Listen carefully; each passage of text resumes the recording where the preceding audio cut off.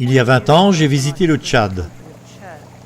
J'ai pris un vol de Washington à Paris et un vol direct d'Air France directement sur N'Djamena.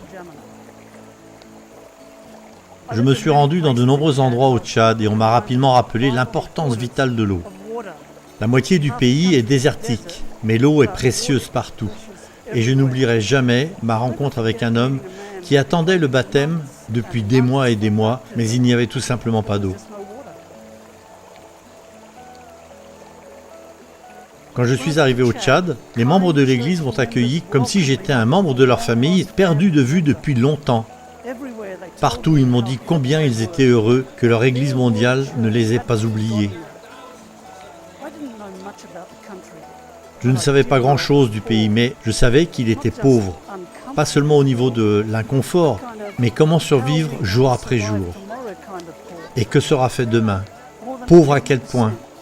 Plus de 80% de la population vivait en dessous du seuil de pauvreté et l'espérance de vie était inférieure à 48 ans.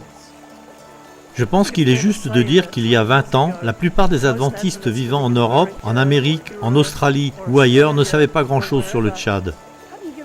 Aujourd'hui encore, beaucoup d'entre nous auraient probablement du mal à le situer sur une carte. Et pourtant, j'ai trouvé un bureau de mission dans la capitale, à N'Djamena. J'y ai découvert des églises et des entreprises dynamiques. J'ai vu des écoles remplies de beaux enfants et même un petit hôpital. Il y avait un grand groupe de pionniers de la mission mondiale, dévoués et engagés, qui implantaient de nouveaux groupes de croyants dans tout le pays. J'ai visité une église au Tchad qui, comme le reste du pays, était désespérément pauvre. Mais voici ce que je veux dire. L'église était vivante, elle était active, elle était témoin.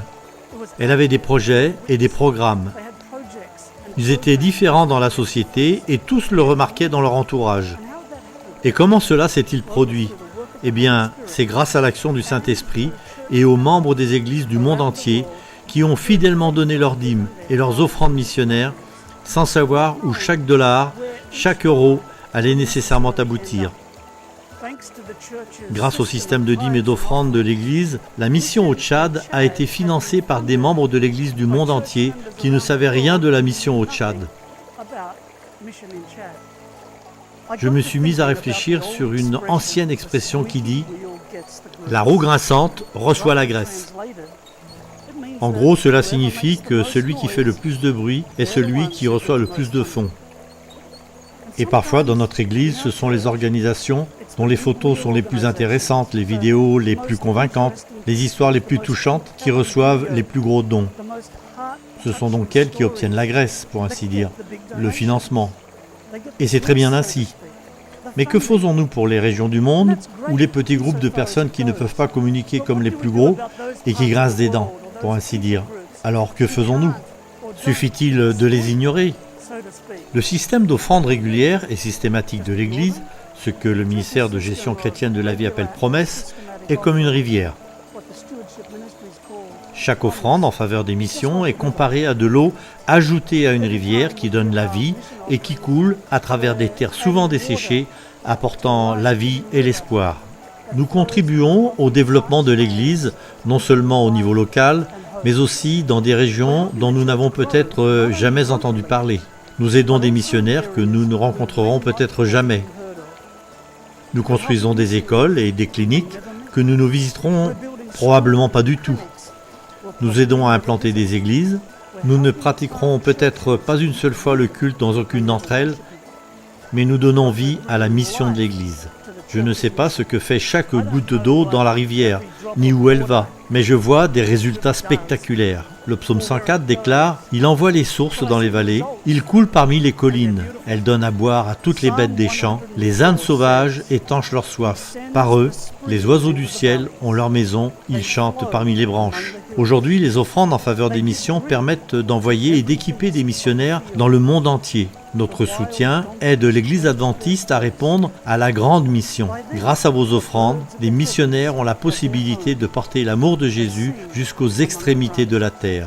Nous avons le privilège d'aider les membres de l'Église à voir que leurs offrandes sont comme une rivière de la mission qui donne la vie et qui coule à travers des terres souvent desséchées. Cette rivière permet aux missionnaires d'être placés partout dans le monde.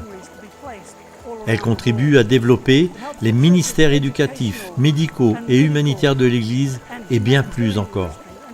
Ces dernières années, nous avons vu des millions de personnes donner leur cœur à Jésus et rejoindre l'Église adventiste du 7e jour. Des milliers de nouvelles congrégations ont été créées. Comment pouvons-nous nous occuper de l'éducation de ces nouveaux croyants ? Comment leur fournir des ressources et le matériel dont ils ont besoin ? Comment assurerons-nous une pastorale permanente ? Les offrandes pour la mission sont vitales. Données régulièrement et systématiquement, elles participent au soutien et à la croissance de nouvelles œuvres dans le monde. Et c'est là l'essence même de l'Église.